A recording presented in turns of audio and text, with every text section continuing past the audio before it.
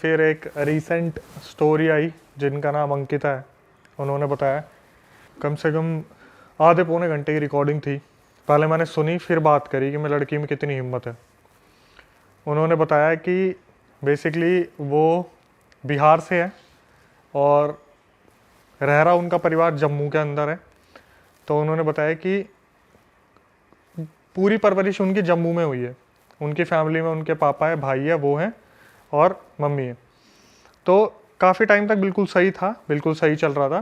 तो वो जो थे उनकी अंकिता जो थी उसकी सगाई पक्की हो गई और इसी चक्कर में जो है उसके पापा को अंकिता मतलब अंकिता के जो पापा थे उन्होंने बोला कि थोड़ा सा जम्मू में काम वगैरह है, एक काम करो तुम और मम्मी आप लोग पहुँचो बिहार, हम सगाई से 2 दिन पहले आ जाएंगे। वहाँ पे रिलेटिव थे बिहार में, उनकी कोई कज़न थी, फिर उनके हस्बैंड भी थे, जीजा वगैरह। तो अंकिता वहाँ पे पहुँच गई बिहार। और क्या हुआ, पहली ही रात थी जब वो वहाँ पे पहुँचे थे तो उनके जीजू वगैरह भी आ गए। अब भाई उनका प्लान बनता है, जीजू की फरमाइश आती है कि हमें तो अंकिता के हाथ का चिकन खाना है। अब शादी हो जाएगी तो इसके बाद पता नहीं कब खाना होगा, और बिहार में नॉनवेज को काफ़ी प्रेफरेंस मिलती है। ठीक है, तो ये लोग क्या करते हैं, अपना नॉनवेज वगैरह प्रिपेयर करते हैं। तो जब अंकिता नॉनवेज प्रिपेयर कर रही थी ना, तो उसकी मम्मी को एकदम से कॉल आता है उसके पापा का जम्मू से। वो क्या करती है, बात करती करती अपने पीछे वाले गेट से, उनके पीछे एक बगीचा था, वहाँ बहुत बड़ा गड्ढा था, वहाँ पे बात करते करते निकल जाती है। तो ये खाना वाना कर लेती है सब कुछ। और जब ये उनके जीजू वगैरह के सामने खाना सर्व करती है, इतने में उसकी जो मम्मी है वो फ़ोन पे बात करती करती अंदर भी आ जाती है। तो खाना खाने के बाद नॉर्मली कन्वर्जेशन चल रही थी, तो खाना वाना उनका जीजू वगैरह का डन हो जाता है। टाइम हो रहे थे रात के 10:30 पौने 11 हो रहे थे। तो सारे बर्तन वर्तन रखते हैं वो, चलो भाई धोने की बारी आ गई। और जीजू वगैरह बोलते हैं कि चलो अब हम जाते हैं। तो जीजू को उन्होंने ऊपर वाले रूम में स्टे करवा रखा था उस दिन की, कहाँ जाओगे आज यहीं रुक जाओ। अब क्या हुआ, इतने में सारे बर्तन वर्तन धो दिए। तो अंकिता अपनी मम्मी को बोलती है कि चलो मम्मी खाना खाते हैं। तो अंकिता की मम्मी बोलती है कि बेटा ऐसा है, मेरे को तो भूख लग नहीं रही, तू खा ले। और काफ़ी परेशान, जैसे जम्मू में कुछ बहुत तगड़ा हुआ है जो उसे बताया है। तो अंकिता ने रिकॉर्डिंग में बोला मुझे कि अक्षय सर आप बिलीव नहीं करोगे, मेरी मम्मी ने कुछ खाया ही नहीं था सुबह से। और जो एजिड फीमेल होती है ना, उनको भूख लगती है। रात के 11 बज गए थे, बोलते बोलते कि मम्मी खा लो, मम्मी खा लो। वो बार बार इग्नोर कर रही है, नहीं मुझे अभी नहीं खाना, मुझे अभी नहीं खाना। ठीक है, तो अंकिता ने क्या करा, खाना खा लिया अपनी मम्मी के बिना। और थोड़ी देर में उनके फियोंसे का फ़ोन आ गया। तो वो अपने फ़ोन पे बात ही कर रही थी। तो ये अपनी मम्मी की तरफ देखती है, तो इसकी मम्मी क्या कर रही थी, अपने एक हाथ पे दूसरे हाथ से अपने हाथ पे यूं यूं नाखून मार रही थी ऐसे। तो इसको थोड़ा सा अजीब लगा कि ऐसी क्या बेचैनी हो रही है। तो ये अपनी मम्मी को बोली कि मम्मी क्या हो गया, आप मुझे बताओगे। तो बोली कुछ नहीं हुआ ना, तू एक काम कर, सो जा, अभी मेरे को परेशान मत कर। और धीरे धीरे उनका रवैया जो है वो चेंज होता जा रहा है, धीरे धीरे अचानक से ऐसा हो रहा है। तो जब उन्होंने देखा ना 11:30 बज गए, पौने 12 हो रहे हैं, अभी तक खाना नहीं खाया, तो उसने बोला कि मम्मी अब ऐसे नहीं चलेगा, प्लीज़ आप देखो मेरे बोलने पे ना खाना खा लो। इसकी मम्मी ने क्या कहा, एकदम से बोली कि रुक जाए 1 मिनट, पहले मैं हाथ धोया हूँ। और सीधा चलने लगी वॉशरूम की तरफ और भागकर गेट के बाहर भाग गई। अंकिता वहां पर बैठ के देखती रहेगी ये क्या हुआ एकदम से। तो अंकिता ने क्या बताया कि थोड़ा बाहर ना बारिश सा मौसम हुआ था और बारिश भी हुई थी, टिमटिमाती कुछ बूंदे गिरी होंगी। अंकिता बोली अक्षय सर मैं भागी बाहर, और जैसे गेट के बाहर भागी ना 2 बार तो मैं स्लिप हुई हूँ, गिरी वो। उसने जाके उठ के देखा तो उसकी मम्मी जो बगीचे में गड्ढा था ना, वहां पर पैर लटका के बैठी हुई है और ऐसे ऐसे हिल रही है। तो ये पीछे से आई, एकदम से अपनी मम्मी को बोला कि मम्मी मम्मी क्या हुआ आपको। इसकी मम्मी ने एक बार तो कंधा झटकाया, जैसे हाथ हटाते ना। फिर इसने एकदम से पकड़ा, मम्मी क्या हुआ बताओ ना, पापा ने कुछ बोला है, कुछ बात हुई है। तो इसकी मम्मी ने जब इसकी तरफ मुड़ के देखा, मुंह पूरा सफ़ेद, आंखें दोनों काली। और ये अंकिता को एक ही बात बोल रही है, निकल जाए यहाँ से, इससे पहले मैं तेरे को जान से मार दूँ। टोन हो गई चेंज, पूरी टोन चेंज। ये बोल रही है लड़की कि सर मैं ना उस टाइम पे जमी की जमी रह गई थी, और इतनी ज़्यादा आवाज़ हो रही थी ना वहाँ पे। जो इसके जीजू और वो थी ना कज़न, वो बाहर आके देख रहे थे कि हो क्या रहा, पर किसी की हिम्मत नहीं हो रही थी कि नीचे आके इसकी मम्मी को अंदर ले आए। ये बार बार मम्मी क्या हुआ, मम्मी क्या हुआ। ये बोली कि मेरे को समझ में आ गया था, तब तक कुछ ऊंच नीच हुई है यहाँ पे। इसने अपनी मम्मी को खूब उठाने की कोशिश करी, इसकी मम्मी 2 हाथ मारे, जाके पीछे पड़े। तो इसने क्या करा, अंकिता ने एकदम से नज़र मारी इधर उधर, तो देखा बहुत दूर एक बहुत बड़ा पेड़ है, उसके नीचे एक छोटा सा मंदिर बना हुआ था। इसने बोला कि अक्षय सर मेरे तो दिमाग में बस एक ही बात है, दुर्गा माता, हनुमान जी प्लीज़ मेरी मम्मी को ठीक कर दो, मैं अपनी मम्मी को ऐसी हालत में देख नहीं सकती। और इसने क्या करा, अपनी मम्मी का हाथ पकड़ा, कीचड़ में रगड़ती रगड़ती रगड़ती रगड़ती अपने घर में लेके आ गई अपनी मम्मी को, और अंदर ले जाके एकदम से कमरे में बैठाया कि आप पागल वागल हो गए, क्या कर क्या रहे हो, अगर कोई दिक्कत है तो आप मुझे बताओ ना। और इसने क्या करा, भगवान का नाम लेना शुरू कर दिया। तो इसकी मम्मी अंदर जाके बैठ गई, और फिर एकदम से आँख खोली तो वो नॉर्मल थी, वो मुंह सफ़ेद, काली आंखें ठीक हो गई। तो उसकी मम्मी ने बोला कि मुझे किसी से बात नहीं करनी, मुझे अकेला छोड़ दो। और आवाज़ अलग ही निकल रही थी मुंह से, तो कुछ था। कैसी आवाज? जैसे होता है ना कि फीमेल के मुंह से अजीब सी एक आवाज़ निकल रही, मर्दाना आवाज़, कि मुझे मत हाथ लगाओ, मुझे मत हाथ लगाओ, इस तरीके से, मुझे बात नहीं करनी, इस तरीके से हो रहा था। तो क्या हुआ, 12:30 बज गए, ये अपनी मम्मी को देख रही है, इसकी मम्मी क्या कर रही है, फिर वही एक्टिविटी शुरू, हाथ नोचने वाला, हाथ नोचने वाला। तो इसने बोला मम्मी मैं आपके हाथ जोड़ रही हूँ, कल सुबह तक का टाइम दे दो मेरे को, कल सुबह पापा आ जाएंगे, कुछ भी हो जाएगा, आप सो जाओ। इसकी मम्मी ने इसकी तरफ देखा, एक बार मुस्कुराई, एक स्माइल दी, मुंह इधर करा और एकदम से लेट गई। इसे लगा भाई मम्मी सो गई। इसकी रात को 3 बजे आँख खुलती है, इसकी मम्मी अपना हाथ चबा रही है, ये रिकॉर्डिंग में है कि इसकी मम्मी अपना हाथ चबा रही है। तो ये एकदम से उठती है, ये मम्मी का हाथ हटाती है, बोलती है कि मम्मी आप ये क्या कर रहे हो, आप ठीक तो हो। तो इसे लगता है कि बोलते हैं ना हिंदू परिवार के बच्चे हैं कि मम्मी आप एक काम करो, मेरा हाथ चबा लो। तो थोड़ा एकदम से कॉन्जरिंग की तरह मम्मी जग जाएगी। इसकी मम्मी ने इसका हाथ पकड़ा और उसे चबाना शुरू कर दिया। इसने बताया 18 से 19 बाइट्स उन्होंने इनके हाथों पे की, हाथ पकड़ के चबाना शुरू कर दिया। जब 18 से 19 बार हाथ चबाया ना, तो इसने एकदम से बोली कि मैं रो रही थी पूरी तरीके से। और इसकी मम्मी पता क्या कर रही है, इसकी तरफ देख रही है, मुस्कुरा रही है और फिर हाथ खा रही है, देख रही है, मुस्कुरा रही है, दर्द हो रहा है, ले और हाथ खा रही है। भाई साहब इसमें भाई तो यार अलग ही यार, आ गए। ये तो अलग ही चूतियापंती है भाई। उसके बाद इसने क्या करा, एकदम से बोल दिया कि मम्मी आप ये क्या कर रहे हो, मैं आपकी खुद की बेटी हूँ, आप मेरा हाथ चबा रहे हो। तो इसकी मम्मी ने क्या करा, हाथ छोड़ा, फेंक के मारा और अपने लेट गई। सुबह 4-5 बजे थे, तब उन्होंने बताया कि अक्षय सर बिहार में ना 4-5 बजे तक सब उठ जाते हैं। तो मैंने अपने जीजू को बुलाया और बोला कि वहाँ पर वो ताई जी होंगी, उन्हें बुला के लाओ, जो झाड़ फूक करने वाली है, उनकी बहुत मान्यता है, सिद्धि विद्धि थी और देवी आती थी उनमें।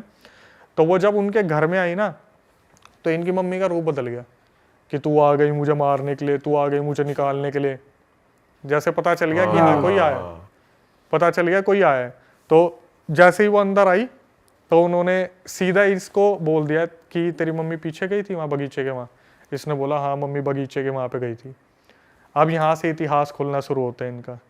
तो जो इसकी मम्मी के अंदर आ रखा था, तो उससे पूछा कि अब तू बता तू है कौन और ये कर क्यों रही है तू, या कर क्यों रहा है, क्या सीन क्या है। तो उसने बताया कि ये राजपूताना ख़ानदान से हैं और जो मैं हूँ वो एक नीच जाति की लड़की थी। इनके पहले पूर्वजों में जो हवेली बनी हुई थी ना, उसमें जो लड़का रहता था उससे मैं बहुत प्यार करती थी और वो लड़का मुझसे बहुत प्यार करता था। हमारे बीच में रिलेशन बन गए थे और मैं प्रेग्नेंट थी। मैं नीच जाति की थी, मैं गांव में रहती थी। मैं इनकी हवेली में गई एक दिन और मैंने जो इनकी बड़ी माँ थी उनसे बोला कि ऐसे ऐसे मैं आपके लड़के से प्यार करती हूँ, मुझे आप जो है एक्सेप्ट कर लो। तो उसकी माँ ने बोला कि पता तो चल गया था भाई, बहुत गंदी बेइज्जती होने वाली है गाँव में कि ये लड़के ने क्या हरकत कर दी। तो बोली कि अभी थोड़ा सहमति के लिए टाइम चाहिए, तो हमें टाइम दो, 1 महीने का टाइम दो, हम आपको बताएंगे। अब इतने में क्या हुआ, वो लड़की जो थी 5वें-6ठे महीने प्रेग्नेंट थी जब वो पहुंची थी हवेली में। तो गांव में 1-2 महीने और हो गए, 7-8 महीने हो गए इस बात को। तो गांव में उस लड़की को ताने मारने शुरू कर दिए कि बिन ब्याही माँ हो गई, कुंवारी थी, ऐसा हो गया वैसा हो गया। अब ये लड़की उस लड़के के लिए इतना लॉयल थी कि इसने बताया ही नहीं कि उससे हुई हूँ, कि उनके परिवार की इज्जत ऐसी हो जाएगी। ये क्या हुआ, 8वें-9वें महीने में फिर दोबारा पहुंच गई। पहुंचने के बाद बोली माँ मेरे को एक्सेप्ट कर ले, मेरी गांव में पूरी धज्जियाँ उड़ा दी, मेरी कोई इमेज नहीं रह गई है, मेरे को बहुत ज़्यादा गंदा व्यवहार है, ऐसा कर दिया। तो उसकी माँ ने एक बार पूछा तू मुझे बस इतना बता, तूने किसी को बताया हमारे बारे में। बोली मैंने नहीं बताया। इशारा करती है पीछे से, उसके सर पर डंडे मारने शुरू कर देते लोग, जो अंदर के होते हैं सिपाही वगैरह, डंडे वंडे मारते हैं और वो हालत कर देते हैं। उस लड़की की डंडे लगते लगते ही डिलीवरी हो जाती है। बोला ना पेट पे मारा, इधर मारा उधर मारा, तो प्रेशर हुआ एकदम से, उसने झटके से बेबी को बाहर निकाल दिया। उस हवेली में उन्होंने क्या करा, जन्मे बच्चे को भी जान से मार दिया, उस लड़की को भी जान से मार दिया। और रात को चुपचाप पता है कहाँ दफना दिया, अपने उस वाले घर के गड्ढे में।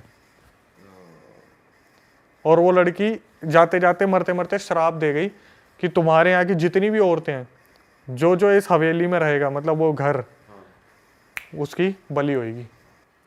मतलब वो खत्म है फिर वो खत्म है, चाहे औरत हो चाहे। उसकी तरफ हाथ कर दिया था, अंकिता की तरफ, कि इसकी शादी है ना, इससे उस शादी से पहले इसे खत्म कर दूंगी मैं। जो आई थी उन्होंने कैसे ना कैसे उस टाइम उसको उस बॉडी से अलग किया, उनकी मम्मी की बॉडी से, और हाथ जोड़ लिए कि आप बिहार छोड़ दो, आप बिहार आना ही मत। अंकिता की शादी हो गई, वो मुंबई में रह रही है, उसके पेरेंट्स जम्मू में रह रहे हैं, और ये वाला घर ऐसे ही बंद पड़ा हुआ है। ओ ये तो कुछ अलग ही सीन है भाई। वो हाथ चबाने वाला इस वाली में होगा भाई रोंगटे खड़े। भाई यार ये तो बहुत ही दर्दनाक सीन है भाई कि बच्चे को भी मार दिया। आपको खुद बताया भाई साहब यार क्या कर रहे हैं भाई लोग, किसी भी हद तक जा रहे हैं यार, हद होगी यार। ये तो पुराना इंसिडेंट है जो उसने बता दिया, ऐसे पता नहीं कितने अब केस उनकी होते शादी होंगे। को कितने साल हो गए? अप्रोक्सीमेटली 3-4 साल हो गए। और उन्होंने बताया भी ये चीज़ कि अक्षय सर, आज भी मेरे हस्बैंड मुझसे पूछ लेते कि ये निशान कैसे हाथ पे, आज तक वो निशान नहीं गए जो मम्मी ने काटे थे। तो जब उन्होंने बोला था कि इसकी भी शादी होने वाली होगी तो मैं इसको छोड़ूंगी नहीं, तो वो उसका उस चीज़ का उपाय कैसे हुआ? वो जो आई थी ना फीमेल, उन्होंने वहां पे 2-3 घंटे तक यज्ञ किया है।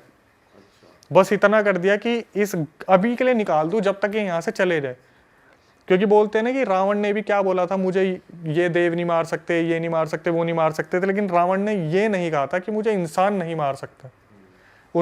रावण ने इंसान को इतना ये सोचा कि इंसान मुझे क्या ही मारेगा, तो राम के नाम पर जो जन्म हुआ था राम भगवान के, कि इंसान के रूप में रावण ने भी एक छोड़ दिया था। तो इसमें उसने क्या कहा था कि इस हवेली में जो रहेगा, जैसे भूल भुलैया में आपने देखा है, हवेली में आओगे तो वो वाला था कि हवेली छोड़ दी, भाग तो गए तो फिर बच सही गए। हो। हाँ, आओ कभी हवेली पे।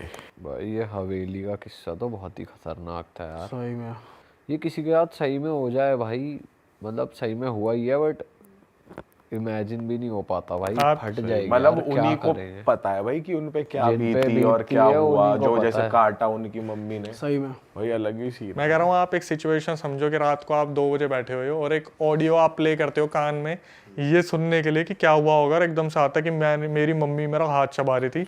2 सेकंड के लिए हमारी आत्मा निकल के शरीर छोड़ के पूरा द्वारका घूम के वापस आ जाती है। सही में भाई आप तो भाई हिल गए होगे सुन के। क्योंकि उस वो time लड़की जिस तरीके से बता रही है ना, मैं अपने उसमें लगाता हूँ वीडियोस में, रो बिल्कुल ऐसा कि अक्षय सर पता है अक्षय सर मैंने ना फिर ऐसे करा, अक्षय सर पता है उसकी जो मम्मी थी ना वो ऐसे कर रही थी, उसके जो मेरे जीजू थे ना उनसे नीचे नहीं आया जा रहा था। सोचो कि उसकी कजन और उसके जीजा खड़े होकर बालकनी में से देख रहे हैं, नीचे आने की हिम्मत नहीं हो रही। भाई लड़की ने लेकिन सही हिम्मत दिखाई। यही कमेंट आए हैं उस वीडियो पे कि लड़की को सल्यूट है, उसने जिस तरीके से सिचुएशन को हैंडल करा।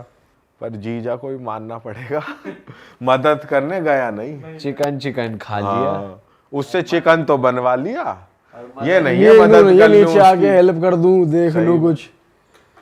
भाई ऐसे नींद नहीं आएगी अगर देख ले आप। इस मतलब केस में तू कोई क्या देख ले करेगा अगर अपने- तू जी जाए तो? हेल्प करूंगा भाई, तू करेगा? हाँ भाई और क्या। कद्दू करेगा तू हेल्प? तू साले मक्खी से डर जा। तू साले करेगा? टैक्सी बुला के शहर छोड़ दे, वो फ्लाइट पकड़ ले, गोवा जाके पार्टी कर तो ले। ये भी कह ही रहा है, ये भी कह ही रहा है। कुछ लगा रहा ये कोई क्या से लगा रहा कर कोई रहा है? हेल्प। अबे हम तो कर लेंगे, तू साले टिड्डा देख के डर जाता है। तू करेगा भाई देख, मैं ऐसा नहीं कहूंगा कि मैं जाके पास में जाके हेल्प तू ना करूंगा, अभी यहीं बट बैठे मेरे बैठे माइंड कह में रहा जो है। आ रहा है वो ये है कि अगर गंगा जल हो तो छींटा दूर से मार दिया टाइप्स कुछ कर, पास से नहीं जाएगा मतलब। पास जाने की हिम्मत। मतलब हेल्प की जाएगी, ऐसा नहीं है कि हमारी जान को खतरा हो हम कुछ किसी करें। को फोन कर दिया, किसी को कुछ कर दिया, ये वाली हेल्प कर। फिर तो एक तरीके के वही वाले जीजा हुए आप जो अबे ये थोड़ी है, नीचे खुद नहीं आ जा नहीं रहे, रहे, नीचे आ जाएंगे भाई, नीचे औरों को बुला के फंसवा लगा ले, जैसे छींटा मार दिया गंगा जल का दूर से।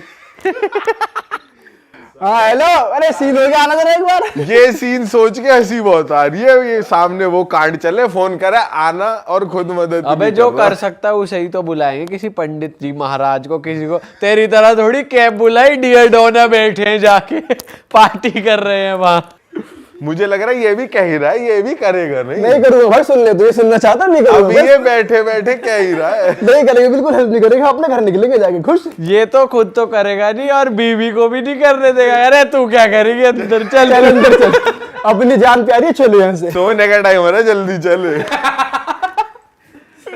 अक्षय भाई आप क्या करते आप होते तो? भाई मैं तो सच बताऊं, ये सच है, जब हम ऐसी कोई चीज देखते हैं ना, पहली बात तो हमने जिंदगी में इनसे सामना करानी है, हाँ ठीक है। मेरे को नहीं लगता कि हम कुछ करने के लेवल पे होंगे। हाँ सही में भाई, बिल्कुल सही कह रहे अगर हम रात को भी है ना यार, स्लीप पैरालिसिस में तो हमसे कुछ होता नहीं, हमारा शरीर अकड़ जाता है वहां पे, जब हमें लगता है कि कुछ है और सही में कुछ आ गया तो आपको लगता है हमसे कुछ होगा। भाई एक बात बताऊं, कोई इंसान ना दूसरे के लिए करने को राजी नहीं है। अपने घर वाले होंगे ना तो बंदा जान की बाजी भी लगा देगा। जैसे उसने देखा कि हाँ मेरी माँ के साथ कुछ हो रहा है तो बेटी ने जान की बाजी लगाई और करा काम। कोई जीजा हो, पीजा हो, सीजा हो, तू क्या कर लेगा, तू क्या कर लेगा, ये सब तो चूतेबंदी की बात है। अपने के घर वालों के साथ होगा तो कह रहा है सीजा हो,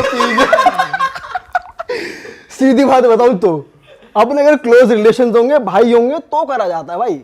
देखा जाए तो जीजा भी तो क्लोज ही है भाई। जीजा कौन सा अब दूर depend का करता है कि रिश्तेदार है? जीजा कितनी दूर बन का रही ही है। हुआ यार। क्यों? जीजा जीजा भी तो जीजा क्लोज बस होता है मजे ही भाई। लेता है जीजा। डिपेंड करता है तुम्हारी किससे बन रही है कितनी। हाँ किसी की चाचाओं से बन रही है, किसी की मामाओं से बन रही है, किसी की जीजाओं से बन रही है। हाँ। तू थोड़ी बैठे कह सकता जीजा तो क्लोज ही हुआ है। भाई लेकिन रिश्ता तो एज अ क्लोज ही है। चल ठीक है, बनने ना बनने अबे तो रिश्ता अलग तो बात। बाप बेटे का भी क्लोज है, किसी किसी की नहीं बनती। ये तो चूतेबंदी की बात हुई ना। कौन किसको कितना चाहता है उसकी बात है ना, उसकी उस हिसाब से हेल्प करेगा। समझ रहा? ये है सिस्टम। जीजा क्लो तू अपने जीजा के लिए लगा देगा जान की बाजी। हाँ भाई मैं तो लगा दूं ये लगा देगा। चलो अगली कहानी बताओ भाई। चलो कि तेरे लिए किसी के भी अबे जीजा की बात। जीजा की ये भी जीजा है तेरा ये। जीजा की भी मैं कह रहा हूँ, इसके लिए भी तेरे लिए भी, और जीजा दोनों के लिए जान भी। की बाजी और लगा जीजा दूंगा। के लिए भी। तू जीजा को जो एक बाइट पिज्जा की दे दे।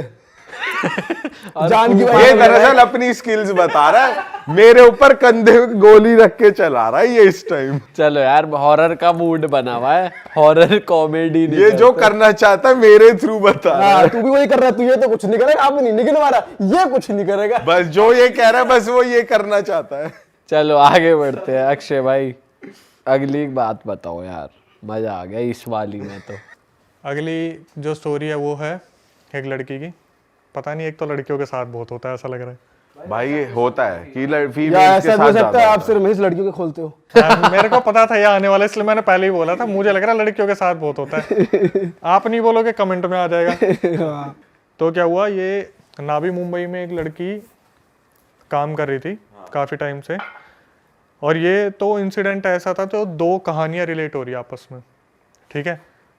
ये नावी मुंबई में एक लड़की काम कर रही थी, किसी शोरूम में काम कर रही थी। तो वहीं पे उसके साथ कुछ मतलब ऐसे ऐसे इंसिडेंट होते हैं ना, जैसे वहाँ पर क्या होता है, कब पहले भी उसके साथ हुए थे, वो अभी नहीं बताते, मैं उसी को कंफ्यूज हो रहा था। नावी मुंबई जिस शोरूम में वो काम कर रही थी ना, उसके साथ क्या होता था, उसे सर्वाइकल का पेन था। मुझे तो आइडिया भी नहीं है सर्वाइकल क्या होता है सच बताऊं, लेकिन मैंने सुना है उसमें चक्कर वक्कर बहुत आते हैं जब सर्वाइकल हो जाता है एकदम से। तो जिस शोरूम में वो जाती थी वहाँ पे एकदम से उसे बहुत ज़्यादा चक्कर आ गए सर्वाइकल की पेन की वजह से। तो उसका घर मतलब होगा मेरे ख्याल से 10 किलोमीटर दूर था, और वो डेली ट्रेन से ट्रैवल करती थी, लोकल ट्रेन जो मॉर्निंग में चलती है। तो उसने बताया कि उसने ऑफिस में बोला कि मेरे को काफ़ी सर्वाइकल का पेन हो रहा है, चक्कर आ रहे हैं, मेरे को घर छोड़ दो। तो दिवाली के आसपास की बात है, और कोई इतना फ्री नहीं था उस शोरूम में, शायद कार सेल्स का शोरूम होगा वो, कोई इतना फ्री नहीं था कि वो उसे घर छोड़ दे। तो उनकी आपस में बात हुई, उन्होंने बोला एक काम करते हैं, यहाँ पर ना एक कलीग है, उसका घर है 5 मिनट की दूरी पे, वहाँ पे आप चलो, वहाँ रेस्ट कर लेना। अब भाई उसने 2-3 बार तो मना करा कि नहीं मैं ठीक हूँ, ऑफिस में चेयर पे बैठ गई, कभी इधर उधर चल पड़ी। उसके बाद उसने बोला कि ठीक है मैं एक काम करती हूँ, कलीग के घर पर मुझे छोड़ दो, मैं वहाँ पे रेस्ट कर लूँगी। तो भाई कलीग ने क्या करा, अपनी गाड़ी वाड़ी उठाई, उस लड़की को छोड़ा, चाबी पकड़ा दी हाथ में और बोल दिया कि आप अंदर रुको, और जब तक आपका मन करे, फ्रिज वगैरह वहाँ पे है, उसमें फ्रूट्स रखे हैं, कुछ खाना है तो मैगी रखी हुई है, अपने कोल्ड ड्रिंक पी लेना, पानी है, बियर को हाथ मत लगाना, अपने आराम से वहाँ पे पहुँच गए। उसके बाद क्या हुआ, वो लड़की बताती है कि अक्षय सर मैं वहाँ पे ना 10 मिनट रुकी होंगी बस। मैं जैसे ही बेड पे लेटी ना, मुझे चक्कर तो आ ही रहे थे, मुझे ऐसा लगा जैसे होता ना कि खिड़की है तो खिड़की से अगर कुछ जाता है तो आपको शेडो आती है एकदम से। वो बोली मैं बेड पे ऐसे लेटी थी, मुझे ऐसा लगा जैसे एक शेडो यहाँ से निकली है। तो वो थोड़ा सा संभल के उठी, उसने देखा तो उस तरफ कुछ भी नहीं था। फिर एकदम से वो थोड़ा सा यूँ लेटी तो लेफ्ट में से शेडो निकली, फिर एकदम से उसने लेफ्ट में देखा, हालांकि राइट और लेफ्ट में दोनों साइड खिड़कियाँ थी। तो उसने बाहर निकल के देखा दोनों साइड कंस्ट्रक्शन का काम चल रहा है। उसने कैसे ना कैसे अपने आप को मनाया कि वहम हो सकता है, कोई नहीं। उसने क्या करा, लेटी तो थोड़ी देर में उसे ऐसा लगा जैसे कमरे में ना कोई चल रहा है, धीरे धीरे ऐसा लगा जैसे कमरे में कोई चल रहा है। अब इस बंदी को थोड़ा सा डर लगने लगा क्योंकि वो किसी और के घर पे है। अगर ये अपने घर पे हो ना तो फिर भी ये लगता है कि यार मैं तो इतने टाइम से रह रहा हूँ, लेकिन वो किसी और के घर पे है। तो उसे थोड़ा सा ऐसा लगा यार कि मैं कॉल करूँ उसे कलीग को कि यार मेरे को तो पिक कर ले, मैं ऑफिस से बढ़िया तो मैं ऑफिस में ही ठीक थी। तो उसने क्या करा, बोले कि चल मैं थोड़ा सा वेट करती हूँ, क्या पता मेरा वहम हो। थोड़ी देर में क्या हुआ, जो बाथरूम में वाटर टैप था वो ऑन हो गया। अब ये बंदी बहुत ज़्यादा शॉक हो गई इस चीज़ को देख के। ये उठी और इसने टैप बंद करा और जैसे ही पीछे मुड़ी ना, इसके सामने से कोई चीज़ निकली है। ये बंदी 2 सेकंड के लिए यू हो गई, बिल्कुल बिल्कुल बोलते हैं ना इंस्टेंटली जंप स्केयर मुंह पे आ गया।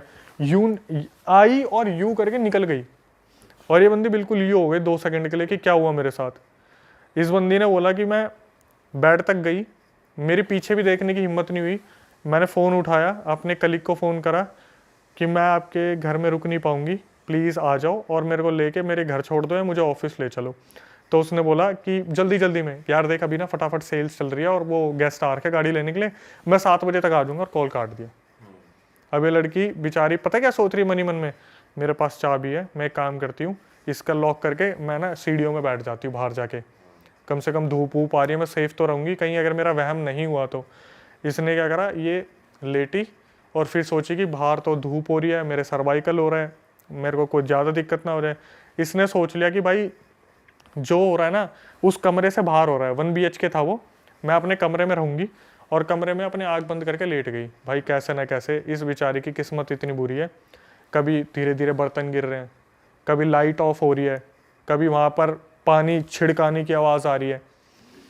और किस्मत कितनी ही बुरी होगी, इसने क्या करा, 2-3 घंटे निकाले और जैसे उठ के देखा ना, इसे एक परछाई दिख गई वहाँ पे, black shadow with no face, कमरे के बाहर, कमरे के बाहर, जैसे कोई बाथरूम में से झांक के देख रहे हैं। इतना पोर्शन इसने देख लिया उसका, विद नो फेस, एकदम से शैडो यू देख रही थी। जैसे इसने देखा ना, यू भी नहीं, यू करके वापस गई है शैडो आराम से स्लो मोशन में। इसने बोला कि मेरा वहाँ वक्त निकालना मुश्किल हो गया। 7 बजे कैसे ना कैसे वो कलीग आया, उसने क्या करा, जो कलीग आया उसने बेल बजाई, इसको सुनाई नहीं दे रही बेल। उसने इसे फ़ोन करा कि आप इतनी देर से बेल बजा रहा हूँ, आप सो रहे थे क्या? ये बोली कौन सी बेल, आपने मुझे मतलब बेल कब बजाई आपने? तो ये बोली, उसने कलीग ने बोला आप एक काम करो, आओ और गेट खोलो, मैं गेट पे खड़ा हूँ। ये बोली मैं गेट खोलने के लिए उठी, मैंने अपने सैंडल्स वगैरह पहने, मैंने जैसे कमरे के बाहर कदम रखा ना, मेरे सामने वो चीज़ आके खड़ी हो गई, बिल्कुल सामने। और उसने क्या करा, सामने आके मेरे अंदर से आर पार निकल गई। तो बोलते हैं ना हवा का झोंका जैसे बहुत तेज लग के निकलता है बॉडी से, वैसा एकदम से उसके आर पार निकल गया। और ये क्या हुआ, वहीं की वहीं फ्रीज हो गई। ये बोली कि उसी टाइम 1 सेकंड के अंदर मुझे कोल्ड हो गया। ये बिल्कुल मुश्किल से रेंगती रेंगती गेट तक पहुंची। इसने गेट खोला, वो बंदा अंदर आया, उसने बोला कि क्या हुआ तुम्हें? इसने बताया कि आपके फ्लैट में ऐसे ऐसे कुछ एंटिटी है, मुझे दिखी है, ये वो। तो उस बंदे ने इसका मजाक बना दिया कि आपको तो वहम हो गया, ऐसा कुछ भी नहीं है, ये तो बोलने वाली बात है, और मैं इतने टाइम से रह रहा हूँ, 2-3 महीने हो गए रहते हुए, ऐसा कुछ भी नहीं है। अब क्या हुआ, ये लड़की कैसे ना कैसे अपने घर पहुँच गई। इसने 1-2 दिन की छुट्टी ले ली। उसी दौरान आ गई दिवाली। तो दिवाली से 1 दिन पहले इनको मैंडेटरी आना ही आना था ऑफिस में। तो क्या हुआ, ये दिवाली से 1 दिन पहले अपने ऑफिस जा रही थी रिपोर्टिंग के लिए। सुबह सुबह इसे दिखता है कि कोई लड़की इसका पीछा कर रही है, 20-21 साल की लड़की। और ये अपने घर से निकलती है तो देखती है कि कोई पीछा कर रहा है। तो उसने रिकॉर्डिंग में यही बोला कि अक्षय सर कोई लड़का होता है ना तो डर लगता है, कोई लड़की थी, मैंने नहीं ध्यान दिया। तो क्या हुआ, बोली सुबह की लोकल मैंने पकड़ी, तो 2 स्टेशन जो लोकल स्टेशन थे उसके बाद उसका ऑफिस आ जाता है। वो लड़की ट्रेन में भी चढ़ गई। तो बोली कि जब हम ट्रेन में जाते हैं ना, तो अगर हम रेगुलर जा रहे हैं तो हम चेहरे पहचान लेते हैं कि ये तो डेली जाने वाला है। हमारी कभी कभार उनसे बातचीत भी हो जाती है कि और आप कैसे हो। वो लड़की बिल्कुल नई थी वहाँ पे, बिल्कुल नई। तो क्या हुआ, इसने जब देखा ना उसे, तो पहले सोचा मैं इससे पूछूं नहीं पूछूं, कहीं ये मेरा पीछा तो नहीं कर रही। इसने बोला छोड़ना, मेरे को क्या करना है। ये अपने ऑफिस पहुंच गई। तो ऑफिस में जैसे सब खाना खाने निकलते हैं, ये बाहर आके देखती है लड़की इसके ऑफिस के सामने खड़ी है रोड के दूसरी तरफ, और इसे ही देख रही है। ये सोचती है भाई ये लड़की पागल वागल होगी, वो तब भी इग्नोर कर देती है। शाम को जब वो निकलती है ना, इसे तब लगता है कि शायद अब वो लड़की मुझे नहीं दिखेगी, वो लड़की इसे तब भी फॉलो कर रही होती है। ये अपने घर के अंदर घर पहुंच जाती है और ये क्या करती है, गेट बंद कर देती है। तो वो जो लड़की थी वो अपार्टमेंट के बाहर इनके रुक गई थी, अपार्टमेंट के अंदर नहीं आई थी। ये जाके ना सोचती है मैं मम्मी को बताऊं ना बताऊं कि मेरे साथ ऐसा ऐसा हो रहा है। ये सोचती है यार मम्मी को बता दूंगी, टेंशन लेंगी बहुत ज़्यादा, देखते हैं कल होगा नहीं होगा।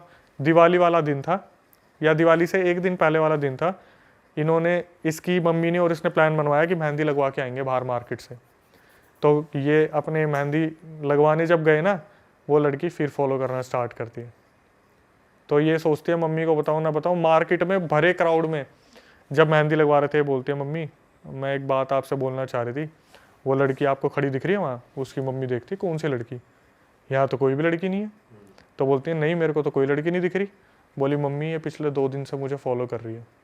और उस लड़की की उम्र जो दिख रही है 19-20 साल है, इसकी 28-30 साल है, और ये उसे डायरेक्टली देख सकती है, मम्मी इसे नहीं देख सकती। तो क्या हुआ, इसकी मम्मी बोलती है कोई नहीं तू इग्नोर कर, जब घर जाएंगे तब देखेंगे। इसकी मम्मी बार बार रास्ते में पूछ रही है पीछे आ रही है? हाँ मम्मी आ रही है। कितनी तेज़ आ रही है? बोली मम्मी जब भी मैं पीछे मुड़ती हूँ ना और तेज़ हो जाती है हमारी तरफ। बोले क्या क्या पहना है? मम्मी उसने टॉप और जीन्स पहनी हुई है। आ रही है? हाँ आ रही है। इसकी मम्मी को भी घबराहट शुरू हो गई, यार क्या चीज़ है जो लड़की के पीछे लग गई। अब पहले दिन तो अपार्टमेंट से अंदर नहीं आई थी, ये अपने घर में घुस जाते हैं।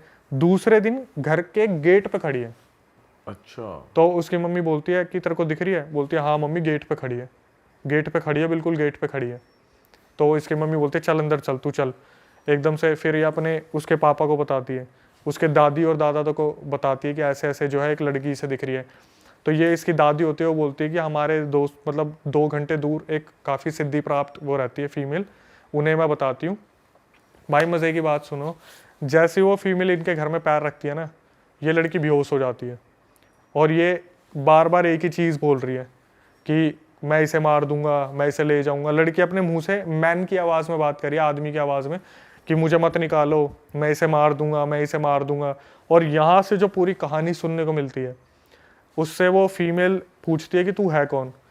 तो जो उस लड़की के अंदर, जो लड़की के अंदर आत्मा थी, वो बोलती है कि जिस घर में ये रुकने गई थी ना, उसमें मैं पहले काम किया करता था, मतलब उस घर में रहता था और कहीं पे काम किया करता था। एक दिन अचानक से मुझे हार्ट अटैक आया और मेरी वहीं मौत होगी। मेरे को 1 हफ्ते तक किसी को पता ही नहीं था मैं मर चुका हूँ। मैं अपनी बॉडी को वहाँ पे लेटे हुए देख रहा था कि मेरी बॉडी ये पड़ी हुई है, मैं यहाँ पे पड़ा हूँ, ना तेरहवीं करने वाला, ना पूछने वाला, ना अंतरिम क्रिया वगैरह कुछ भी नहीं किया। तो क्या हुआ, जब सब कुछ पूछ लिया तो बोले कि अगर ये एक आत्मा है तो गेट के बाहर वाली कौन है। फिर उस आत्मा को बुलाया, फिर उस आत्मा ने बताया कि दिवाली के टाइम पे इनका किसी नज़र उतारने पे टोटके पे पैर लग गया था, तो मैं इनके पीछे पीछे हो ली। तो वो लड़की किसी ने छोड़ रखी थी, किसी की बला छोड़ रखी थी, वो लड़की जो थी अपनी सब्सक्राइबर, उसका पैर लग गया उस पर। एक आत्मा शरीर में फैली थी, दूसरी पीछे पीछे घूम रही थी। कैसे ना कैसे उनसे मुक्त करा गया, तब जाके वो लड़की स्टेबल हुई। लेकिन अब तक उसके साथ ऐसा है, बोलते ना कि एक आत्मा घुसी तो शरीर के द्वार खुल गए, वो कभी भी उसके अंदर कुछ भी आ जाता है कभी भी। अरे भाई साहब, मतलब कहीं पे नेगेटिव जोन में वो जा नहीं सकती, कहीं नहीं जा सकती। उसको ताबीज दे रखा है और उसमें ये भी बताया उसने कि ताबीज में एक लोहे का चक्कू है जो उसकी रक्षा करता है, और अगर वो ताबीज नहीं होगा तो वो लड़की नहीं होगी आगे। साफ रिस्ट्रिक्शंस है, अगर ये ताबीज तुम्हारे गले से उतरा तो फिर शायद वो अटैक कर सकते हैं एंटिटीज, और फिर उसके लिए भाई अटैक नहीं, सीधा लेके जाएंगे। अच्छा, क्योंकि पहले ही पोजेस कर रखा था ना, निकाल के भगाया उसे। क्योंकि अब देखो एक और टर्निंग पॉइंट, तो क्या हुआ, जब ये सब्सक्राइबर ठीक हो गई, 1 हफ्ते बाद अपने ऑफिस गई ना, तो उस बंदे को पकड़ा कि भाई तुम कह रहे थे तुम्हारे घर में कुछ भी नहीं है। तो वो जब पूरी बात सुनता है ना, तब पता क्या बोलता है, यार मुझे सिर्फ ऐसा लगता था कि मुझे ना मेरे फ्लैट में कोई घूर रहा है, मैंने कभी ये नहीं सोचा था इतना होगा। तो क्या हुआ, उसने बोला कि मैं बात करता हूँ ऑनर से, है क्या इस बारे में। फिर उसने क्या करा, अपने ऑनर को, उसको फ्लैट के ऑनर को कॉल करा कि भाई एक बात बताओ, आपके घर में किसी की डेथ हुई थी। तो वो एकदम से शॉक हो जाता है कि ये बात तो किसी को पता ही नहीं थी, यहाँ पे एक लड़का ऐसे ऐसे मरा था 3-4 महीने पहले। जब उसके बाद इसने ले लिया, वो जो इनके कलीग थे उसने, तो उसने बताया कि हाँ 3-4 महीने पहले एक लड़के की डेड बॉडी मिली थी और जो रीज़न आया था वो हार्ट अटैक का आया था, हमें किसी को पता ही नहीं चला वो कब मर चुका है 1 हफ्ते से। तो उसने बोला कि आपने क्या यहाँ का शुद्धिकरण कराया था? बोले कि हमें इतना टाइम ही नहीं मिला, हम तो जस्ट बॉडी रिकवर होगी हम अपने निकल गए जहाँ हम रह रहे हैं, और वो फ्लैट ऐसे ही रखा हुआ था। उसका कोई शुद्धिकरण नहीं हुआ, कुछ नहीं हुआ। उस कलीग ने उसी दिन सेम डे उस फ्लैट को खाली करा था। मतलब अब भी उसकी बॉडी प्योरीफाई नहीं हुई है, वहीं है वो फ्लैट में। बताओ भाई ये तो भाई अलग ही सीन है यार। अपना हो तो ध्यान देंगे ना, अपना नहीं है तो क्या ध्यान देना, पड़ी रहे किसी की भी बॉडी है। सही बात है भाई। पर ऐसे करना नहीं चाहिए भाई, अलग ही सीन है भाई मोस्टली ऐसे जो स्पिरिट्स होती है ना, इनका लास्ट रिचुअल्स ढंग से नहीं होते, इसलिए रह जाती है। भटकती रहती हैं इसीलिए ही। आपने कोविड में नहीं देखा क्या हुआ है? कोविड में क्या हुआ है? आपने कोविड में अगर देखा हो, कितनी ऐसी बॉडीज थी जिनको ना जलाया गया ना कुछ करा, सिर्फ गंगा में बहा दिया। हाँ। तो जब न्यूज़ आप देखोगे, न्यूज़ में एक बंदा आया था, वो बोला कि मैं डुबकी लगाने के लिए नीचे घुसा और ऊपर उठा, उसका मुंह के ऊपर से बॉडियाँ तैरती जा रही थी कोविड के टाइम पे। कोविड के टाइम तो बहुत हुआ है भाई ये सब। ये सोचो उनके स्पिरिट्स का क्या हुआ होगा जिनको अंतिम क्रिया नहीं मिली, अंतिम संस्कार नहीं मिला, भाई वो सारी भटक ही रही होंगी। भटक रही है। भाई अगली स्टोरी कहाँ की है? अगला जो इंसिडेंट है भाई, हम कोटा वाला कवर करते हैं। राजस्थान कोटा का एक पूरा रियल इंसिडेंट है हमारे पास। ये भी सब्सक्राइबर ने भेजा हुआ है।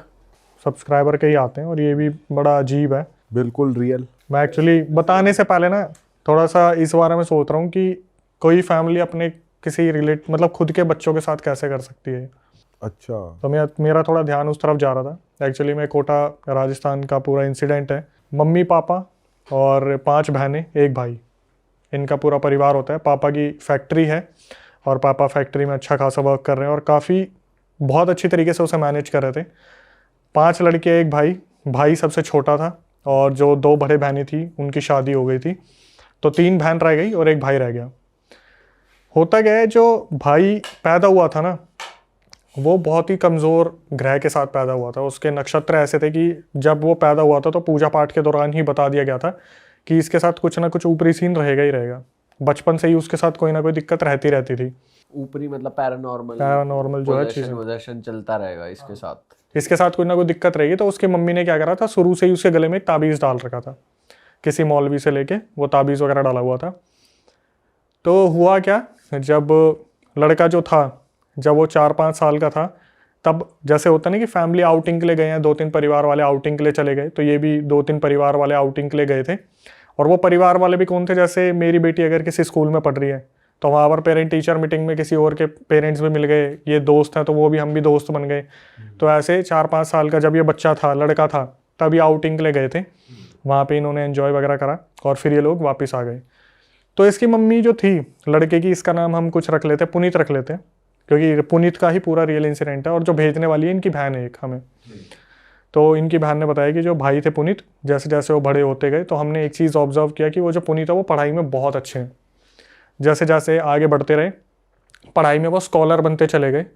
जब कोई बच्चा पैदा होता है तो कुछ कमियां भी लेके आता है और कुछ अच्छी चीज़ें भी लेके आता है। तो इसमें ये एक चीज़ थी कि ये जिस चीज़ को पढ़ा करता था वो इसके दिमाग में फीड हो जाती थी। धीरे धीरे बड़ा होता गया। जब ये 15 साल का हुआ लड़का, तब इसके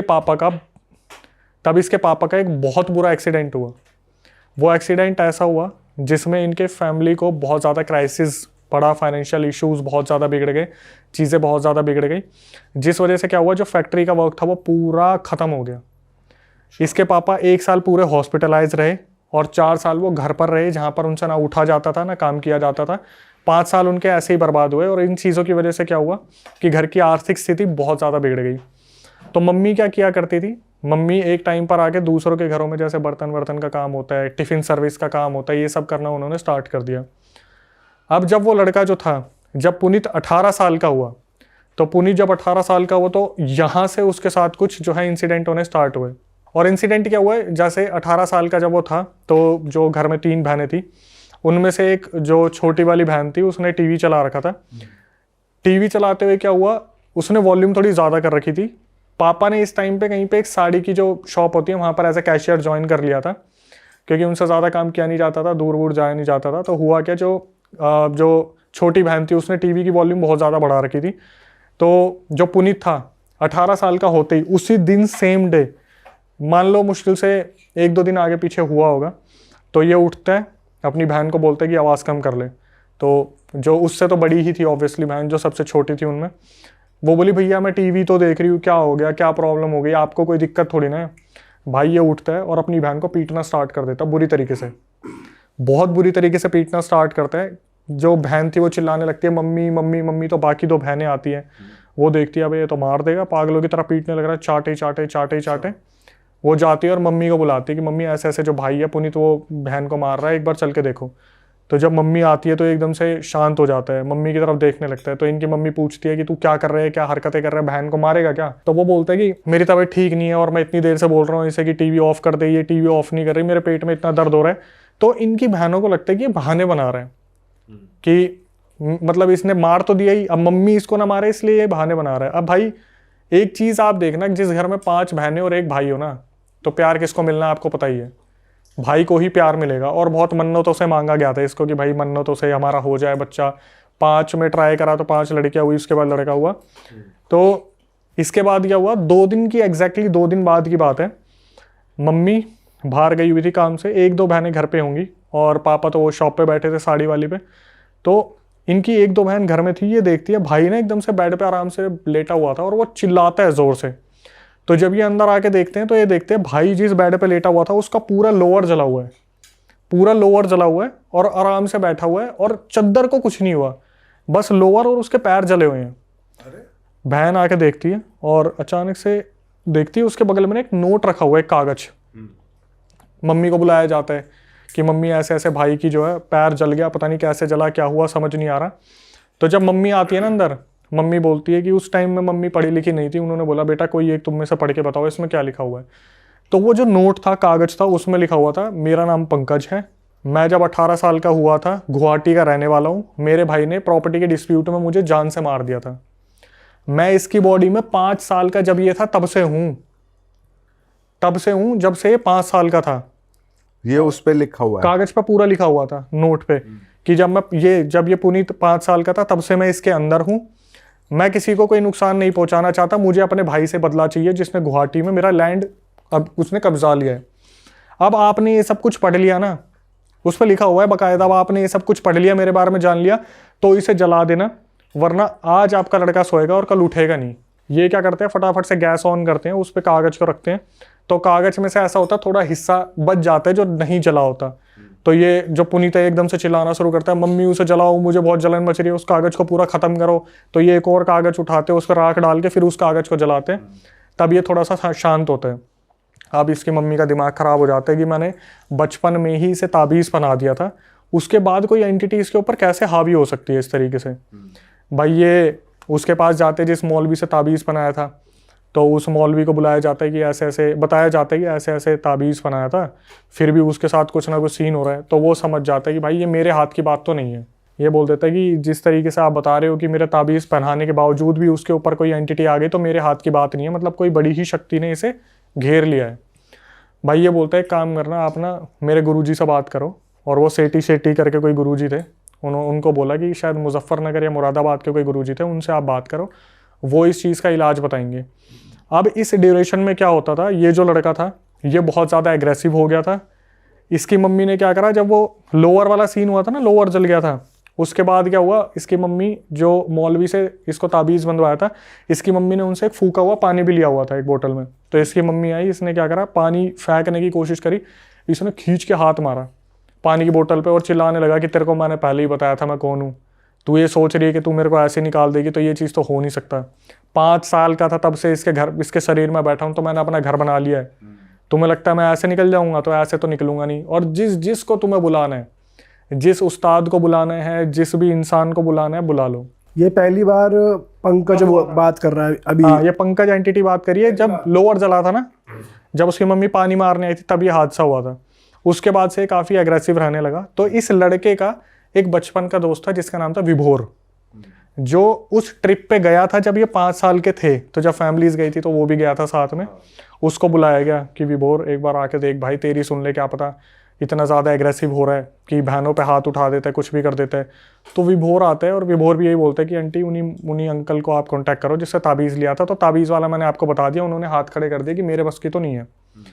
अब क्या हुआ, जो सीनियर थे उनसे बात करी गई, तो उन्होंने पता क्या बोला कि ऐसा है, पहले ना आप पुनीत से पूछो कि ये सबसे ज़्यादा किस बहन से प्यार करता है अपने। ठीक है, तो पुनीत से पूछा गया कि भाई पुनीत तू बता, तू सबसे ज़्यादा किस बहन से प्यार करता है। तो उसने उधर उंगली उठा दी कि मैं सोनाली दीदी से सबसे ज़्यादा प्यार करता हूँ, सोनाली दीदी हमेशा मेरा ध्यान रखते हैं। भाई इस एक एक चीज़ को ना आप मार्क करते चलना, ठीक है। विभोर 5 साल और जो सोनाली दीदी है वो, तो उसने बोल दिया सोनाली दीदी से प्यार करता हूँ, वही मेरा ध्यान रखती आई है सारे बहनों में से सबसे ज़्यादा। बोले ठीक है भाई। अब पापा को तो इनको ना कुछ बताने के लिए मना करा था कि भाई एक्सीडेंट हो रखा है, सेंसिटिव है, 4 साल उन्होंने ऐसे बेड पे गुजारे, तो उनको तो कुछ बताना मत, हार्ट अटैक आ जाएगा। उनके पापा को ये पता नहीं लगने देते थे। वो सुबह साड़ी की दुकान पे जाते थे, रात को आते थे, सोते थे, फिर सुबह चले जाते थे। तो वो जो सीनियर मौलवी थे ना, उन्होंने बोला कि भाई ऐसा है, तुम एक बार ना एक बहुत फेमस दरगाह है, पहले वहाँ दिखा के लेके आओ इसे, वहाँ पे देखते हैं क्या बोला जाएगा। तो ये लोग गाड़ी में बैठाते हैं और उस लड़के को बताते नहीं, जो पुनीत था, कि तेरे को कहाँ लेके जा रहे हैं। सब ये माहौल बनाते हैं, अरे यार घूमने का मन कर रहा है, घूमने का मन कर रहा है, चलो घूमने चलते हैं।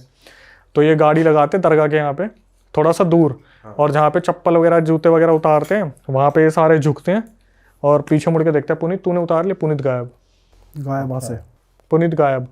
ये सारे ढूंढना शुरू करते हैं, इधर उधर खूब ढूंढ लिया भाई, कहीं पे भी नहीं मिला।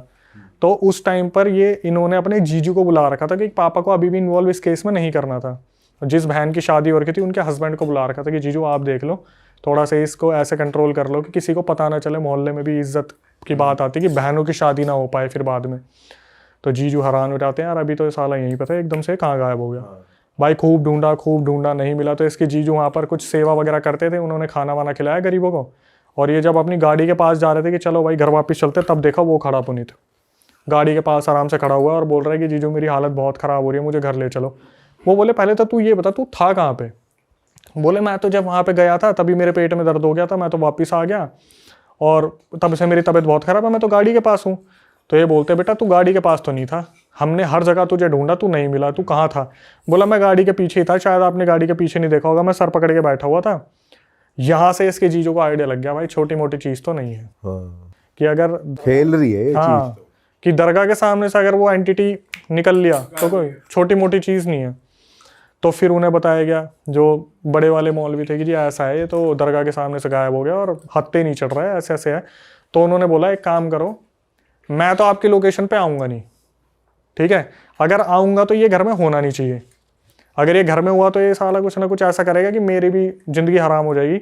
तो इसने उनकी मम्मी को बोला कि आप एक काम करना, मैं इस दिन आपके घर पे आऊँगा, इसे उस टाइम ना घर पे रहने मत देना, इसे कुछ भी बोल के इसके विभोर जो इसका दोस्त है उसके घर पे ले जाओ, कोई भी दोस्त होगा। तो इन्होंने यही प्लान करा कि अगले 3-4 दिन में वो मौलवी आने वाले जो सीनियर है, तो इसे हम विभोर के घर पे ले जाएंगे। तो इसकी बहन ने बोला कि चलना यार विभोर के चलते हैं, उनके घर पे कुछ रखा होगा थिएटर वगैरह कि उसमें मूवी देखेंगे, ऐसे करेंगे वैसे करेंगे। तो अब भाई बात भी बहुत पहले की है, 2004-5 की है। उस टाइम थिएटर नहीं, वो VCR वगैरह आते थे, ठीक है, मुझे तो इतना आइडिया नहीं, VCR वगैरह आते थे। बोले उस पे जाके ना गाने सुनेंगे, मूवी देखेंगे। तो विभोर वहाँ जिद लगाने लग गया कि पापा को बोल के अपना मंगवा लेते हैं, हम विभोर के घर नहीं जाएंगे। अच्छा, इन्होंने बहुत कन्विंस करा, ये लेके चले गए। तो घर में वो आते हैं जो मौलवी थे, वो देखते हैं कि यार कोई तो बहुत बड़ी शक्ति है जो घर में है और वो इसे लेके जाएगी। अच्छा, इसे लेके ही जाएगी वो, क्योंकि वो लड़का पता नहीं किस चीज़ का अपना बदला लेना चाहता है। तो इससे पहले वो प्रोसीजर हो ही चुका था जहाँ पर बता दिया था कि मैं अपनी बड़ी बहन से सबसे ज़्यादा प्यार करता हूँ, सोनाली दीदी से, और वो उन्हीं ने मेरा ध्यान रखा है। तो मौलवी बोलते हैं कि देखो भाई ऐसा है, अगर इसे कोई इसका कोई पोजेशन उतरवा सकता है वो सोनाली है, क्योंकि ये सोनाली को ही प्यार करता है और सोनाली की ही सुनता है और सोनाली ही अपने प्यार से इसका पोजेशन उतारने में हेल्प कर सकती है। ठीक है, अब इस चीज़ को भी मार्क कर लो जो मौलवी ने बोला था। मौलवी ने बोला एक काम करना, आप ना इनको मेरे पास लेके आना 2 दिन बाद और वहाँ पर पूरी क्रिया होगी। तो बोले गए कि ये बताया गया कि ये तो दरगाह के सामने से तो भाग गया था, आपके पास कैसे आएगा। तो मौलवी ने बोला एक बात बताओ, जो कोई घर में ऐसा है जो हॉस्पिटल में काम करता हो, जो इंजेक्शन वगैरह कुछ नींद का ला सके जिससे बेहोशी की हालत में मेरे पास लाया जाए। तो किस्मत से जो सबसे बड़ी वाली बहन थी वो हॉस्पिटल में एक नर्स थी, उसने उस इंजेक्शन का जुगाड़ करा जहाँ पर इसे उस बेहोशी की हालत में लेके जाना था। भाई 2 दिन बाद इंजेक्शन लगाया गया इसे बेहोशी की हालत में। अब पापा को तो फिर भी नहीं ले जा सकते थे, जीजू, मम्मी और एक सोनाली, जो सोनाली दीदी थी वो, और साथ में पुनीत जो लड़का है, ये 4 जने गए। तो मौलवी पता क्या बोलते हैं, मौलवी ने बोला कि ऐसा है, इसका कोई भी उतारा होगा ना तो उसमें सोनाली का सबसे बड़ा हाथ होगा। सोनाली को हर वक्त पूजा करनी पड़ेगी, जो भी ये प्रक्रिया बताई। अब प्रक्रिया सुन लेते हैं एक बार। उन्होंने बताया कि जैसे टाइल है ना स्क्वायर, इसके बीच में पुनीत को लिटाया जाएगा और चारों तरफ अगरबत्ती लगाई जाएंगी। जो सोनाली है उसका जो काम है वो ये है, 3 दिन तक उसे सोना नहीं है, वो अगरबत्तियां बदलती रहेगी, कोई भी अगरबत्ती बुझनी नहीं चाहिए। अच्छा। जैसी अगरबत्ती खत्म दूसरी लगाओ। और साथ में ना मौलवी सो सकते, वो बोले कि मैं अपनी तरफ से क्रिया करूंगा, अगरबत्ती चलती रहनी चाहिए। जब ये 3 दिन की क्रिया हो जाएगी तब हम इन्हें अपने इष्ट देव, मतलब जो भी इनके जो लड़कों के हैं, जो फैमिली के, इनके इष्ट देव के मंदिर लेके जाएंगे। वहां पे उस एंटिटी से वचन लेंगे, उसके बाद ही लड़का मुक्त होगा। भाई जो आगे बताने वाला हूँ वो बहुत नई चीज़ है, दिमाग लगाने वाले ही शायद समझ पाएंगे कि क्या हुआ। जब सोनाली दीदी आती, वो अगरबत्ती बदलती, उन्हें बोलते फटाफट ऊपर वाले कमरे में चले जाओ। और पेरेंट्स और मौलवी आपस में बात करने लग जाते हैं कि ऐसे ऐसे है, ऐसे ऐसे है। अब क्रिया पूरे टाइम वो बेहोशी है। उस टाइम पर वो बेहोशी की हालत में था। 3 दिन वो तो एक बार लाना था, उसके बाद तो मौलवी अपने मंत्रों से उस एंटिटी को बांध दिए वहां पर। ये 3 दिन तक ये चलता रहा। उसके बाद क्या हुआ, 3 दिन बाद जब ये पूरी प्रक्रिया हो गई, मतलब सोनाली को बस अगरबत्ती बदलनी थी, बदल के भेज देते थे, बस सोना नहीं है, आप जाओ और सोना मत। आप मम्मी को अपने पास रखो, जीजू को अपने साथ रखो, बस सोना नहीं है। ठीक है। आपको अगरबत्ती बुझने नहीं देनी। और मौलवी ने जैसे उसको काबू में कर लिया एंटिटी को, पता चला कैसी एंटिटी है, क्या है आगे पता चलेगा। अच्छा, ठीक है। अब क्या हुआ, जैसे ही 3 दिन की प्रक्रिया हुई, सोनाली जो दीदी थी उनको बुलाया, और वो भी बच्ची थी, 2004-05 की बात है, अभी तो 29, 30, 32, 33, वो जो लड़के वो तो अभी बड़ी है, बताने वाली से वो सोनाली दीदी बड़ी थी। तो बुलाया गया कि सोनाली 2 चीज़ें हैं, वो एक चीज़ तो हम आपको बता देते हैं कि ये जो प्रक्रिया होनी थी हो गई, अब आपकी इष्ट देव के मंदिर में लेके जाना है। तो जब हम लेके जाएंगे ना, रास्ते में आपके जो भाई है ये बेकाबू होंगे, बहुत बार इनके अंदर की एंटिटी बाहर निकलेगी और बार बार कोशिश करेगी कि वो सब पे हावी हो जाए। तो उस टाइम पर आपको क्या करना है, अपना इनको कंट्रोल में रखोगे, ये बोल के भाई मैं हूं तो सही तेरे साथ, मैं हूं ना, मैं चल तो रही हूँ, क्यों हल्ला मचा रहा है, मैं हूं तो सही। आपको इस तरीके से कंट्रोल करके रखना है। अब जो सोनाली थी वो वैसे ही नींद के उसमें हो रही थी कि बहुत थकी हुई हूँ, 3 दिन से सोई नहीं हूँ, और कितनी ही उम्र रही होगी यार, 7, 8, 10 साल रही होगी उस टाइम पे। तो इसी तरीके से जब इष्ट देव के पास ले जाने लगे, घर पे से थोड़ी सी दूर पे थे वो, पहले घर पे लेके आए, वहाँ पर उनको थोड़ा हाथ मुंह धुलवाया, फिर जब लेके जा रहे थे तो रास्ते में वो जो एंटिटी थी वो पुनीत के ऊपर बार बार टेक ओवर करने की कोशिश कर रही थी कि क्या है, मैं आ गया हूँ, मुझे कहाँ लेके जा रहे हो, मैं नहीं जाऊँगा। तो सोनाली को इशारा कर देते कि बोल इसे। तो सोनाली, भाई मैं हूँ ना, भाई मैं साथ में हूँ, क्यों परेशान हो रहा है, मैं चल तो रही हूँ तेरे साथ। तो वो जैसे एकदम से देखता सोनाली की तरफ, एकदम से यूँ होके अच्छा, फिर सीधा चलने लग जाता कि मैंने, मतलब पुनीत आ गया वापस। लेके गए इष्ट देव के मंदिर में और वहाँ पर बैठाया सोनाली को, और एकदम से सोनाली को बोले कि बेटा तुम्हारा भाई तो ठीक हो सकता है, लेकिन तुम्हें उसके लिए एक वचन देना पड़ेगा। सोनाली को बोले वचन देना पड़ेगा। तो सोनाली बोली बताओ। बोले बेटा अगर आपके भाई को आपको बचाना है तो आपको पूरी ज़िंदगी शादी नहीं करनी। वो बच्ची थी, उसने जल्दीबाजी में बोल दिया ठीक है ठीक है ठीक है, आप मेरे भाई को बचा लो, मैं शादी नहीं करूँगी। यहाँ पर से उसका भाई पुनीत ठीक हो गया।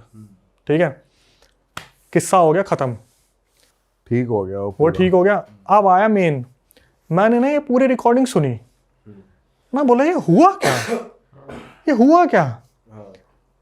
भाई मैंने ना अपने जो कुछ साइकी के उनको फ़ोन करा, मैं यार ऐसा ऐसा इंसिडेंट आ रखा है, हुआ क्या भाई। उन्होंने ऐसी बात बताई, मेरे तोते उड़ गए।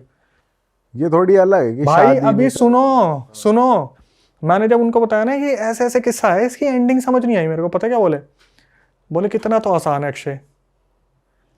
एक्चुअली में जब पूछा गया था ना कि सबसे ज्यादा आप किससे प्यार करते हो, तो वो पुनीत नहीं बोल रहा था, वो उसके अंदर की एंटिटी बोल रही थी सोनाली को मैं सबसे ज्यादा प्यार करता हूँ। अच्छा, तो पंकज को बेसिक, हाँ पुनीत को, जो पुनीत के अंदर पंकज था ना, वो बोल रहा था मैं इससे सबसे ज्यादा प्यार करता हूँ। भाई लड़की की बलि दे दी, लड़के को बचाने के लिए उसकी एंटिटी को उसके ऊपर छोड़ दिया और वचन दे दिया कि लड़की शादी नहीं करेगी, अब तू इसके साथ रहे, ये तो तेरी एंटिटी खुश हो गई फिर लड़की के ऊपर थोप दिया उसको, जो भी एंटिटी थी, कि तू रह इसके साथ, ये शादी नहीं करेगी, और लड़के को बचा लिया गया।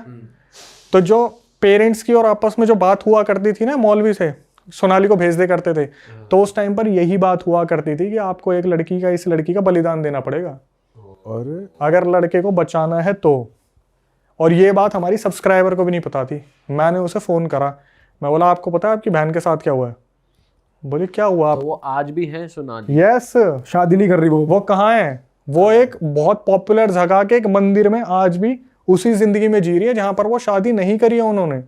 और पर वो वैसे ठीक है या पोजेस्ड है? वैसे प्रॉपर ठीक है, जैसे वचन ले लिया ना उस एंटिटी से कि भाई ये लड़की तेरी, तू आज से इसके साथ रहेगा, ये किसी से शादी नहीं करेगी, तू इसके साथ कुछ गलत नहीं करेगा, पर ये तेरी अर्धांगिनी है, तेरी वाइफ है ये आज से, लेकिन तू लड़के को छोड़ दे। तो माँ बाप ने क्या करा कि लड़के को बचाने के लिए लड़की का बलिदान कर दिया। मैंने उस सब्सक्राइबर को फ़ोन करा, वो कुछ नहीं जानती थी इस बारे में। मैंने बोला कि देखो आपने मेरे पास रिकॉर्डिंग भेजी है तो सच जानना आपका बनता है, कि आपको पता है कि क्या हुआ है। भाई जब मैंने उसे ये बात बताई ना, वो बंदी फूट फूट के रोई, कम से कम नहीं तो 5-10 मिनट वो फूट फूट के रोई कि मम्मी पापा ने ऐसा क्यों करा। तो वो जो लड़की है जो सोनाली है, उसका खुद का ही मन नहीं करा शादी करने का, या वो? भाई वो बचपन में थी, उससे वचन ले लिया। नहीं, जैसे वचन ले लिया, वो तो बचपन में थी, अब विद टाइम वो बड़ी हुई, उस पर कुछ ऐसा फिजिकल हार्म भी नहीं हो रहा, पोजेशन भी नहीं हो रहा, तो खुद का तो मन कर जाता है, या वो कभी साइकोलॉजिकली नहीं आया? मैं मंदिर का नाम नहीं खोल सकता, जैसी ये चीज़ हुई थी ना, उस लड़की को घर से त्याग दिया था कि अब आप उसी मंदिर में रहोगे। अब बैलेंस करनी है ना चीज़ें, घर वालों ने मंदिर में भेज दिया। यस, कि अब बैलेंस करनी है कि अगर आपके साथ नेगेटिव है तो आपको पॉजिटिव ऑरा मेंटेन रखना पड़ेगा। तो उस लड़की को तभी त्याग दिया था कि वो तब से लेके अब तक जो बताने वाली है ना, उस टाइम पे अगर वो 7-8 साल की रही होगी तो बताने वाली अभी 31 साल की है। अच्छा, तो सोच लो वो कितने साल की होगी जो बड़ी वाली है। तो जो मंदिर में रहती है वो इस चीज से तो अवेयर है ना कि मैंने भाई के लिए शादी नहीं करी, भाई के लिए त्याग गया। लेकिन उसे नहीं मालूम कि उसके साथ क्या हुआ है। क्या है, ये नहीं पता था कि घर वालों ने ये किया है। यस, मैंने उसको बताया सब्सक्राइबर को, भाई वो रोई बहुत बुरी तरीके से, बोली मैं मम्मी से बात करूंगी, मैं पापा से बात और करूंगी। इतने सालों उसने कभी कोशिश भी नहीं करी कि वो मंदिर से चली जाए या ऐसा कुछ कर दे। यार देखो ऐसा है ना कि मैं भी शायद उस लड़की को बता दियो कि बेटा तेरा भाई बचाना था, तूने तो बलिदान दे दिया। उसको पता हो ना पता हो, लेकिन बहनों को तो नहीं पता था। अच्छा, मेरे पास जिसने भेजा था वो उससे छोटी वाली बहन थी। उसको मैंने बता दिया, फिर उसने बोला मैं मम्मी पापा से इस बारे में बात करूंगा। बेटा कोई ज़रूरत नहीं है बात करने की, जो हो गया सो हो गया। क्योंकि यहाँ पर ना एक चीज़ देखने वाली है कि अगर एक बहन का बलिदान दिया गया तो दूसरे की जान भी बचाई गई है। क्योंकि अगर वो पुनीत को नहीं बचाते तो वो ऑब्वियसली वो एंटिटी लेके ही जाती। उसने क्या अपने भाई से बदला लेना था, वो तो पुनीत के पीछे पड़ गया ना। ओ सबसे बड़ा सस्पेंस कि ताबीज जब बचपन से पहना रखा था तो वो एंटिटी आई कैसे। भाई जब ये 5 साल में आउटिंग करने गए थे ना, 4-5 साल के जब ये थे आउटिंग करने गए थे फैमिली का, जब मैंने बताया था इस विभोर शुरू से अंडे खाता था। तो ये जो पंकज की एंटिटी थी गुवाहाटी वाली, इसने सबसे पहले विभोर का शरीर कैप्चर करा। और विभोर जब 5 साल का था, 5 साल में ही पंकज, वो जो पुनीत है, उसके गले से वो ताबीज उतरवा के नकली ताबीज बनवाया। अच्छा, तब 5 साल के थे तब। अब आपको ये लगेगा कि 5 साल में ऐसा बच्चे क्या ही करेंगे। भाई उस एंटिटी ने विभोर को पोजेस किया और इसका ताबीज उतार के इसको पोजेस किया, नकली ताबीज बना के। और इसकी मम्मी को लग रहा था ये वो ताबीज है जो असली वाला। अमर प्रेम कथा चल रही है कि इसका कुछ होगा ही नहीं। यहां से पूरा सस्पेंस खुल के आया, जो मौलवी ने बताया कि 5 साल में इसके साथ ये हुआ था, इसका ताबीज बदलवा दिया गया था। भाई साहब, भाई ये तो नेक्स्ट लेवल थी ये यार। तो अलग ही सीन है भैंस की। और ये कितने दिन पहले आई आपके पास स्टोरी?